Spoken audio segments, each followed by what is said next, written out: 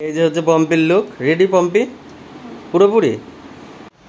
So আজকে আমরা বেরোচ্ছি হচ্ছে বিয়ে বাড়িতে। তো এখন বাজে হচ্ছে মোটামুটি 5:30 মতো, আর আমরা এখন যাব মোটামুটি 50-60 কিলোমিটার মতো দূরে।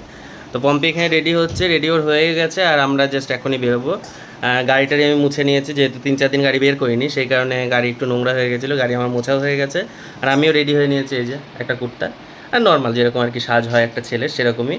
চুলটা হালকা করে আঁচড়িয়েছি, যেহেতু অনেক ছোটো ছোটো করে ফেলেছি, সেই কারণে চুলটা একদম কেমন একটা লাগছে দেখতে। যাই হোক, আর পম্পির লুকটা দেখায় দাঁড়ো। এই যে হচ্ছে পম্পির লুক। রেডি পম্পি পুরোপুরি? আচ্ছা, তোমরা সকলে বলবে যে কেমন লাগছে ওর লুকটা, অবশ্যই কমেন্ট করে জানাবে। তোমরা কেউ কমেন্ট করো না, আমরা খুব দুঃখ পাই, তাই জন্য। দুঃখ পাই তো কেউ কমেন্ট করে না, ভালো মন্দ খারাপ যাই হোক একটু কমেন্ট করা উচিত। কেউ কমেন্ট করে না বলে কিন্তু আমরা খুব কষ্ট পাই, তাই না বলো? চলো এবার লেট হয়ে যাচ্ছে, নাহলে পরে দেখবে শেষমেশ গিয়ে পাতা ফেলতে হবে। এত তাড়াতাড়ি গিয়ে কেউ লেট হয় না। না, আমাদের তো আরো কাজ আছে, সেগুলো তো ভাবতে হবে। ফাইনালি গাড়িতে উঠে পড়েছি, আর এখন রওনা দিয়েছি। এখন কতক্ষণে পৌঁছাবো খুব চাপের ব্যাপার। এত মেঘলা আকাশ করে রয়েছে, যদি বৃষ্টি নামে তাহলে গাড়ি চালাতেও প্রবলেম হবে। তো সেই কারণে অনেকটা আগেই বেরোনো হয়েছে, তারপরেও দেখা যাক কখন পৌঁছায়। আর এই যে আমাদের ড্রাইভার। অনেকদিন ব্লগ না করার ফল হচ্ছে আমার, কারণ অনেক দিন হয়ে গেছে ব্লগ করি না, তার জন্য ক্যামেরা অন করে বুঝতে পারছি না কি বলবো। তো চলো যাওয়া যাক। বৃষ্টির কথা বলতে বলতে বৃষ্টিও নেমে গেছে। কি বাজে একটা অবস্থা। যারা যারা এই সময় বিয়ে করছে তাদেরও একটা বাজে অবস্থা, যারা নিমন্ত্রণ খেতে যাচ্ছে তাদের তো আরো বাজে অবস্থা। কি রকম! তোমার তো বাজে অবস্থা, আমারও বাজে অবস্থা। গাড়ির ভেতরে ভিজছে তো না? যারা মোটরসাইকেলে যাচ্ছে, ওই দেখো সামনে মোটরসাইকেলে যাচ্ছে, তাদের অবস্থা তো হবে। যারা মোটরসাইকেলে যাচ্ছে তারা বিয়ে বাড়ি যাচ্ছে না, আমি বিয়ে বাড়ি যাচ্ছি। হ্যাঁ, তো বিয়ে বাড়ি যাচ্ছে বলে কি তারা মানুষ না? দেখো ভিজতে ভিজতে যাচ্ছে, ওই দেখো যাচ্ছে সামনে ভিজতে। না, সেটা কথা না, আমি তো বিয়ে বাড়ি যাচ্ছি, কিন্তু আমাকে তো গাড়ি থেকে নামতে হবে। আমি নামলে তখন তো আমার শাড়ি টাড়ি ভিজে যাবে।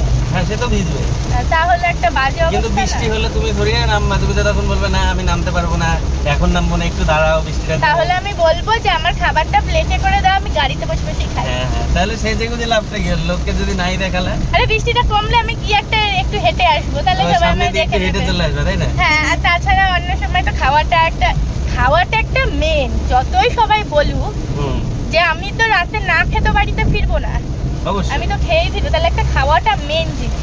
খাওয়াটাই মেন জিনিস, খেতে হবেই। তাহলে তার জন্য মেকআপ করে খেতে হবে, তাহলে পেটটা বেশি ভরবে। কি মা, সবাই যদি এখন মেকআপ করে, আমি যদি না করি, তাহলে একটা লজ্জা লাগবে না আমার? বিশাল লজ্জা লাগবে। তাহলে দেখো সামনে অবস্থা, দেখো কিচ্ছু দেখা যাচ্ছে না। ক্যামেরায় তো ভালোই দেখা যাচ্ছে, আমার সামনে তো আমি কিছু দেখতে পাচ্ছি না, পুরো ঘোলা, পুরো ঘোলা। ফাইনালি আমরা পৌঁছে গেছি বিয়ে বাড়িতে, আর এই যে অবস্থা, কি বাজে ব্যাপার। যে কোনো বিয়ের অনুষ্ঠানে যদি এরকম বৃষ্টি হয় তাহলে পুরো আনন্দটাই মাটি হয়ে যায়। এমনকি যারা নিমন্ত্রিত থাকে তাদেরও আসতে অনেক সমস্যা হয়। আর এই যে আমরা এখানে এসে বসে রয়েছি, আমরা তো বৃষ্টি পাচ্ছি না। আর এখানে পম্পি এসছে ফুচকা খেতে, আর যেহেতু বৃষ্টির জন্য ওদিকটা কাদা রয়েছে, ওই জন্য ওকে আমি বারবার করে বলছি গিয়ে দাঁড়িয়ে পড়ো। ও বলছে না, আমি ওই কাদারের মধ্যে কী করে গিয়ে দাঁড়াবো।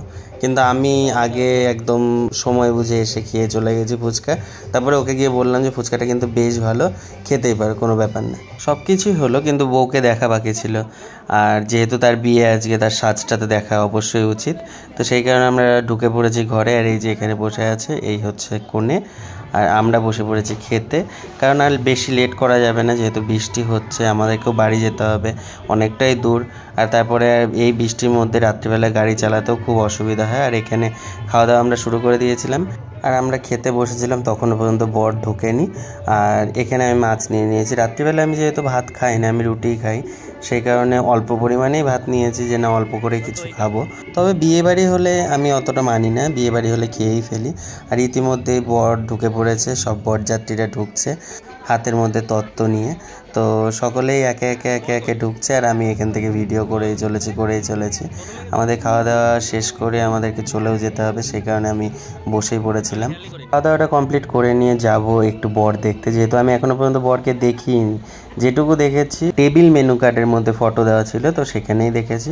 আর এখানে মোটামুটি একটুখানি সাজিয়েছিল, আর জায়গাটা ছিল একদমই অল্প। এর মধ্যে খাট পাতা ছিল, এর মধ্যে সমস্ত কিছু যেগুলো দেওয়া হবে সেগুলো ছিল। আর এখানে পম্পি বসে বসে আইসক্রিম খাচ্ছে। আর এই যে এখানে রয়েছে সমস্ত তত্ত্ব যেগুলো দিয়েছে, সব খাটের মধ্যে সাজানো রয়েছে।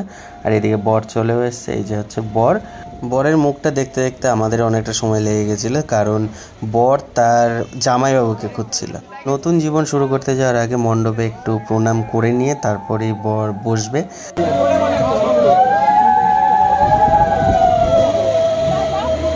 বড় ওদিকে বিয়ে করুক আর আমরা এদিকে বেরিয়ে পড়ি, কারণ আমাদেরকে যেতে হবে অনেক পথ। তাই জন্য আমরা লেট না করে আমরা ঝটপট করে বেরিয়ে পড়েছি। আর পম্পি বলছে খুব ভালো লেগেছে বৃষ্টির মধ্যে এসে। তো এই ছিল আজকে ছোট্ট একটা ভিডিও। তো ভিডিওটি কেমন লাগলো অবশ্যই আমাদেরকে কমেন্ট বক্সে জানাবে। আজকের জন্য টাটা।